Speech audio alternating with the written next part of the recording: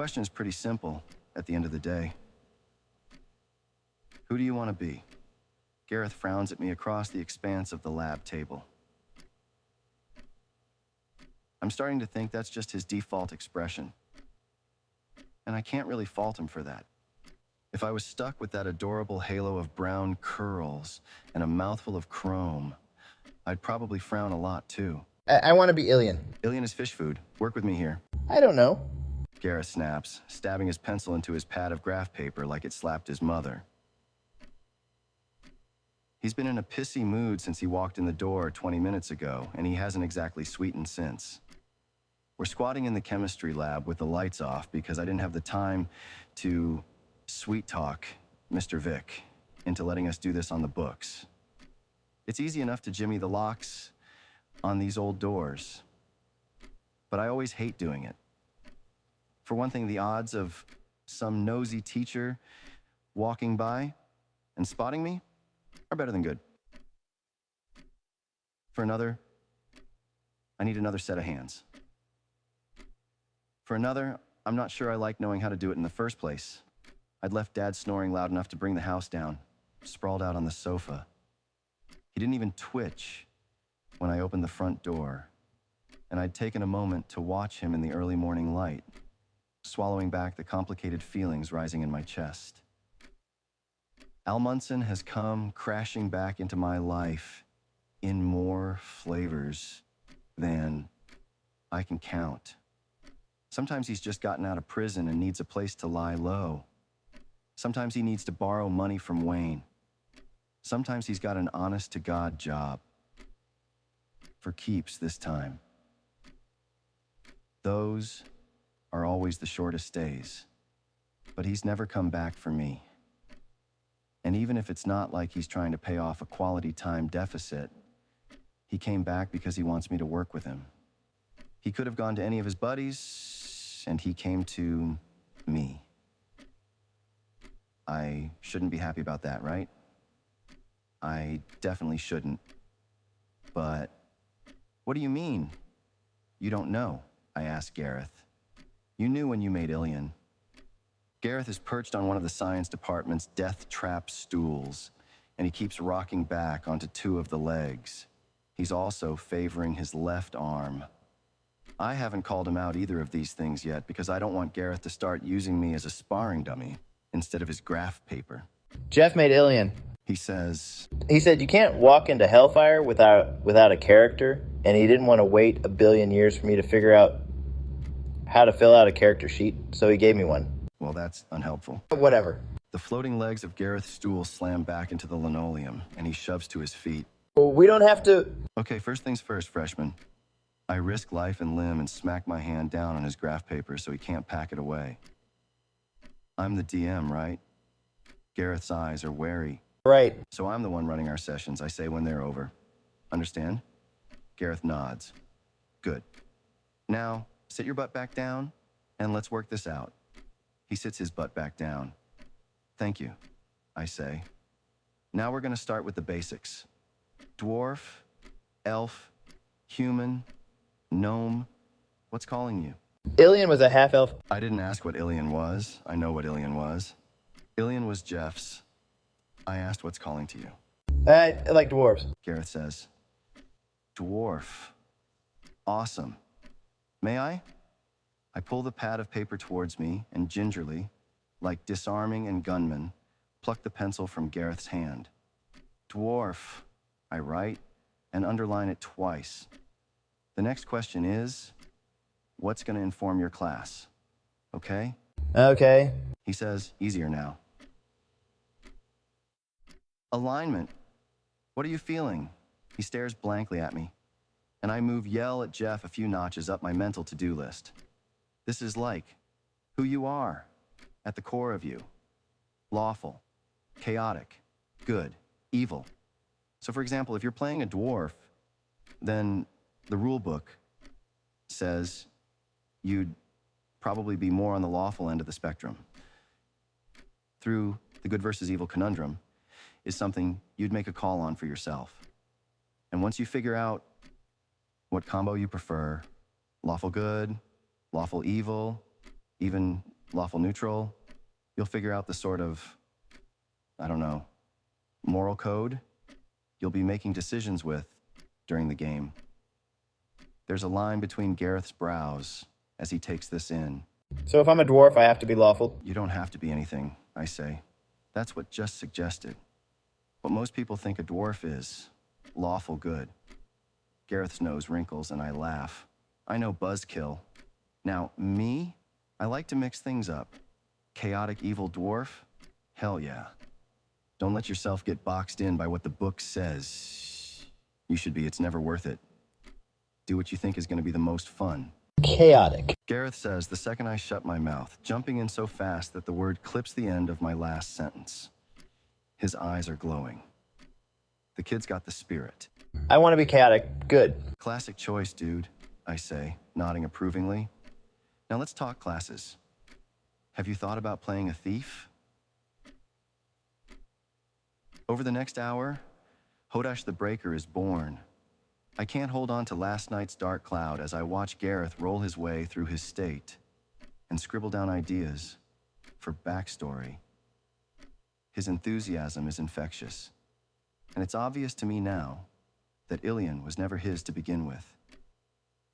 Gareth's never been so invested in a Hellfire session as he is right now, bent over his graph paper and breathing life into his chaotic little dwarf rogue. Question, freshman, I say. Once the foundations for Hodash have been established, we're shoving papers and books into our bags, getting ready to leave. Gareth peers at me, wary, over the top of his humongous backpack. Yeah? It's not a pop quiz. Calm down. I sling my jacket over my shoulders, shoving my arms through the sleeves. I'm just curious. If you never played D&D before you got to high school, never filled out a character sheet or anything, why join Hellfire? Gareth shifts from foot to foot. Oh, where else was I supposed to go? Not sure what I'm supposed to do with that. I just ruffle his hair. Get out of here. I'll see you next Wednesday. He ducks his fluffy head and scoots out the door. I do a final check of the room, erasing any last trace that we were there.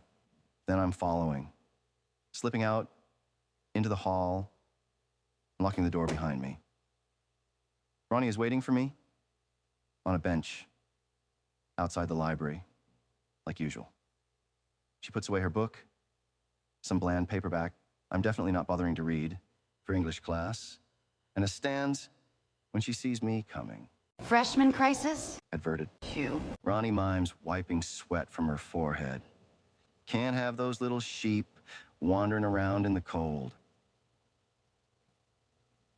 We start amazing through the halls, making our gradual way to the front doors. I can't believe you're actually in today. Ronnie says, slinging an arm over my shoulders. Thought you'd be shacked up somewhere with that girl from last night. Shacked up? Granny Ecker, is that you? Granny Ecker would say. You better wrap it up if you don't want to be chasing another tiny demon Munson around this town. This is why your grandma and I get along so well. There was no shacking. I was a perfect gentleman, and so was she. Bummer. I twirl my keys around my finger.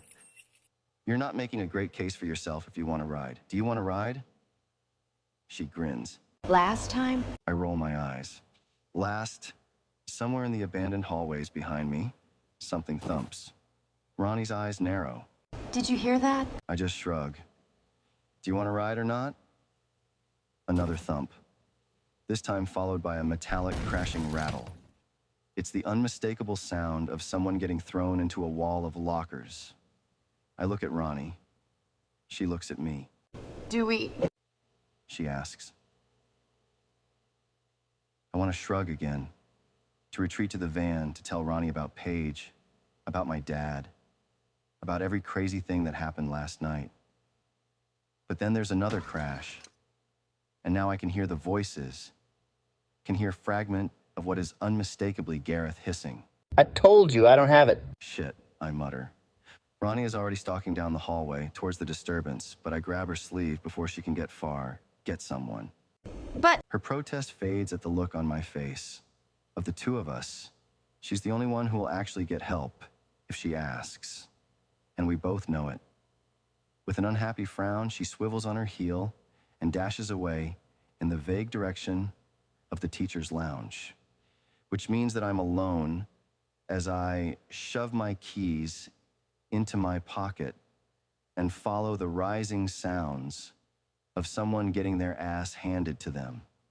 Gareth's been cornered right outside the auditorium, holding the arm he'd already been favoring to his chest. He's put his back to the wall of lockers, and he's got his best glare pasted across his face. Not that it's having much of an effect on the wall of Hawkins Tiger Green surrounding him. I recognize the three guys in Letterman's jackets from the few pep rallies Ronnie's dragged me to, the Hawkins basketball team. Whatever's the opposite of the state champions. That's their claim to fame. You know what happens next, Metal Mouth? The head jackass is saying. This is Tommy H., the worst point guard in Central Indiana. 1 punch for each dollar you owe me. What is it, 20? 25? Says one of his buddies, Connor. Caleb? I'd have to start giving a shit about sports to be sure, and that's never gonna happen. Interest. 25. Tommy H. agrees. And that's cutting you a deal. Gareth's shoulder blades are trying to dig a hole into the lockers. Why don't you cut yourself a new asshole? Why don't I cut you in the... But we'll never the pleasure of hearing whatever unimaginative rebuttal Tommy H. has cooking in that noggin of his, because Gareth spotted me, and his face has brightened like a goddamn lighthouse. It's too obvious to miss, even for these meatheads, and suddenly 4 pairs of eyes are slamming over to me. 3 belonging to Tommy H. and his assorted jock friends. And the 4th belonging to a girl with a blonde ponytail and a JV cheerleader uniform, whose face is ringing some distant bell of recognition that I cannot, for the life of me, place. You want something, freak? Tommy H. snarls, not particularly. You okay? I ask Gareth. Gareth shakes his head. Yeah. He says, mixed messages aside, it's pretty clear how this situation is going to go. I think I heard your mom pull up out the front. You don't want to keep her waiting.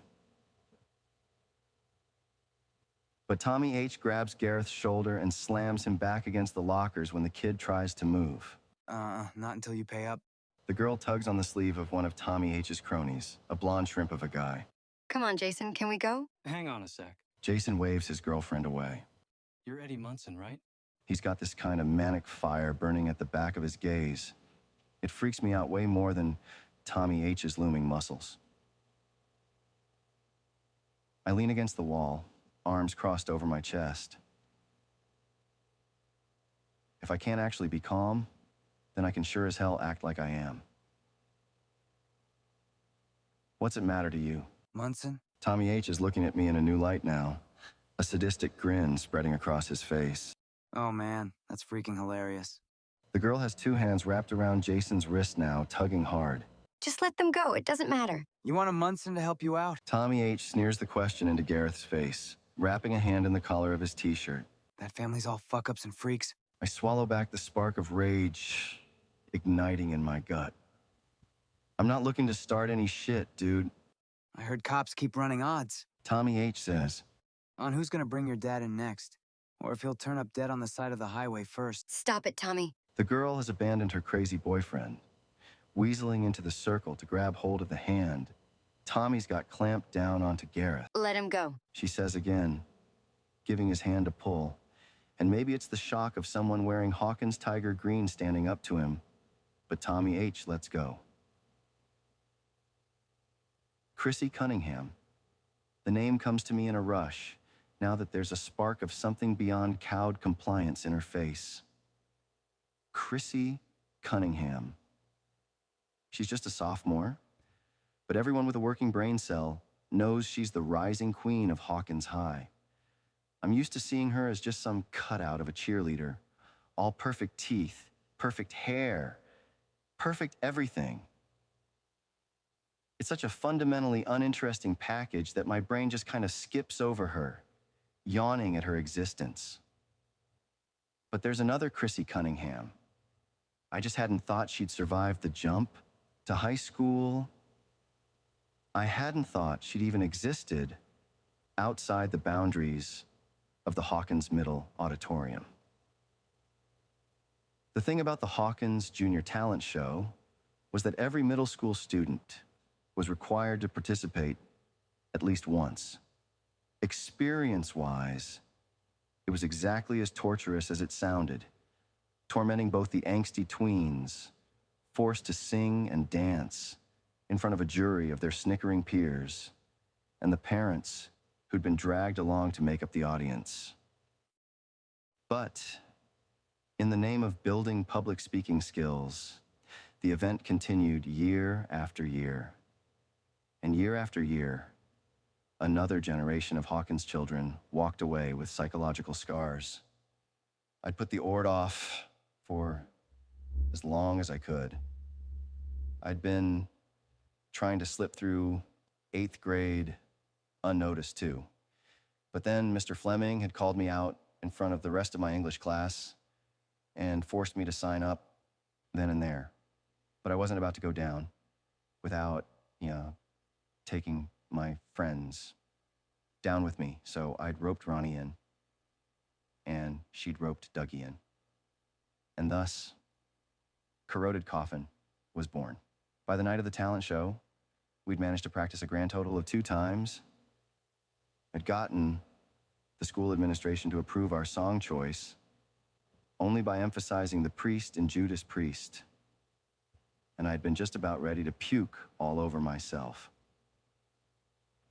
This was the reason Dad had kept his distance when he dropped me off at school at 5 p.m., one wrong move, and he'd have driven home wearing the bag of Fritos I'd eaten for lunch. Here. He'd pressed a guitar pick into my fingers, his guitar pick. I'd held it up in front of my face, feeling a little like Gollum with the One Ring. You're gonna do great. "You're coming tonight, right?" I'd asked, and felt instantly better at the sight of his crooked smile.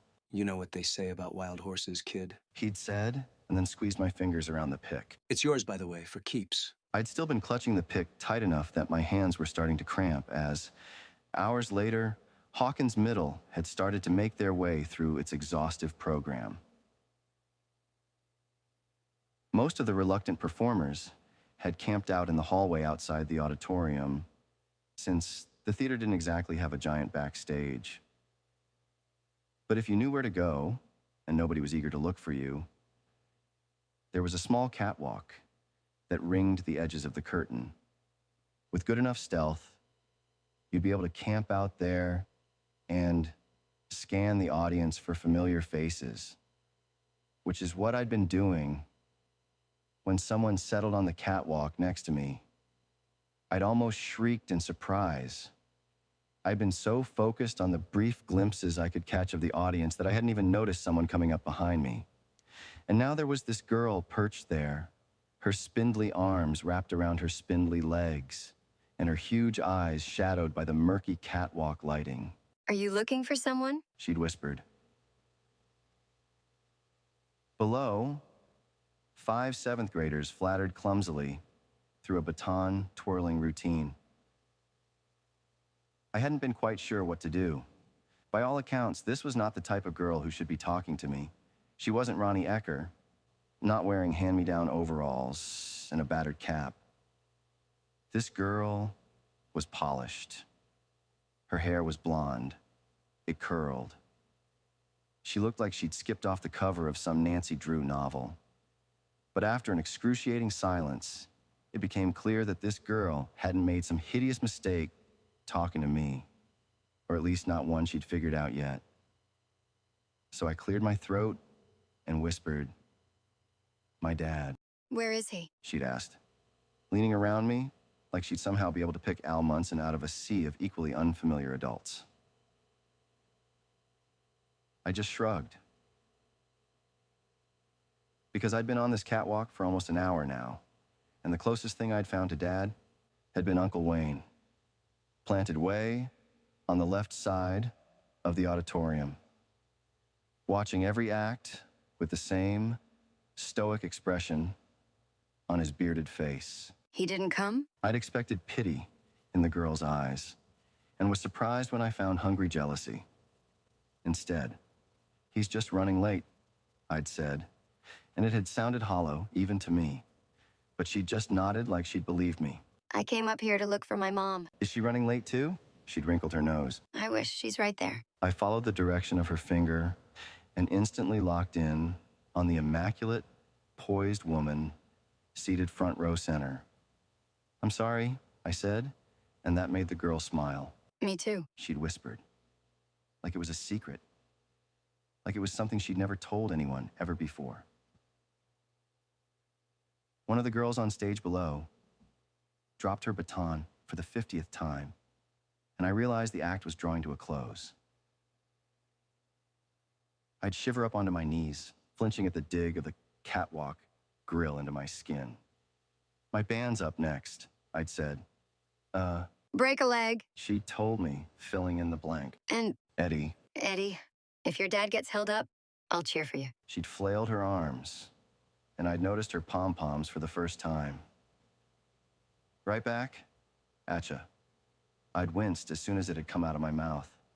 But the embarrassment had almost been worth it, for the grin it had gotten out of her.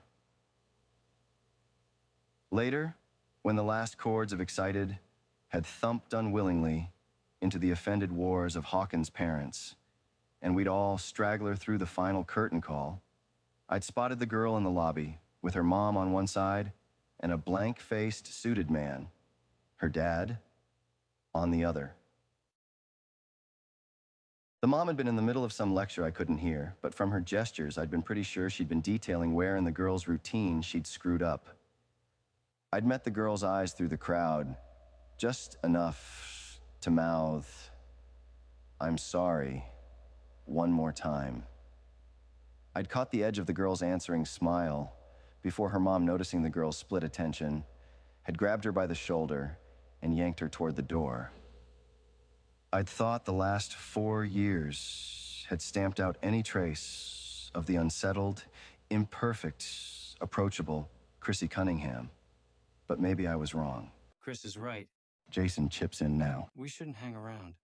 Harrington will be by any second, and he won't like... Harrington's not gonna do shit. Tommy H. spits.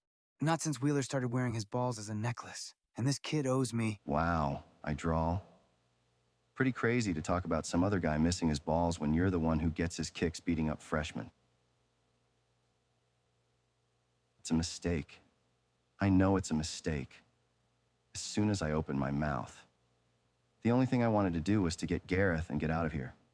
But now, Tommy is turning his cherry red face towards me. Any spark of the remnants of Chrissy's personality dampens and dies as Tommy's friends fall into position at his back. And now, it's just me against a bunch of glowering jocks. Wonderful. I think the Freak King's been skipping school. Tommy says. It's up to us to make sure he learns his lesson. Gareth is all I managed to get out. And then there's a shoulder driving into my stomach as Tommy dives head-on into me. My teeth clatter in my skull as I fly backward, landing smack on my back on the linoleum. All the breath explodes from my lungs, and I have enough sense to give it the shape of one word. Go. Thankfully, Gareth's got enough sense not to stick around, because I can see the flash of his Converse through the thicket of approaching legs as he darts off in the opposite direction. The kid owed us 25. Tommy H. sneers down at me. I'm thinking we're gonna have to charge you double. He winds up to launch a kick into my ribs, and I grab his leg on entry and roll, taking him with me. He slams down, some combination of 9 different curse words erupting from his mouth. Is this the lesson you had in mind? I ask. He pushes back with a grunt, scrambling to his knees. When he regains his balance, he pulls his fist back, looming over me, and I curl up as best as I can with the basketball morons crowding in close, covering my face with my arms. What the hell's going on here? I'm not enough of an idiot to take my arms down, which means that the only thing I can see is a sea of legs parting for a pair of sensible khakis.